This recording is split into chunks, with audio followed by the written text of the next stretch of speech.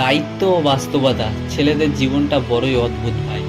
পকেটে টাকা না থাকলেও মুখে হাসি রাখতে হয়। নিজের ইচ্ছাগুলোকে বিসর্জন দিয়ে পরিবারের স্বপ্ন পূরণ করতেই দিন কেটে যায়। সমাজ শুধু দেখে তাদের কঠোর রূপটা, কেউ দেখতে পায় না ভাঙা মনের ভিতরের টুকরোটা।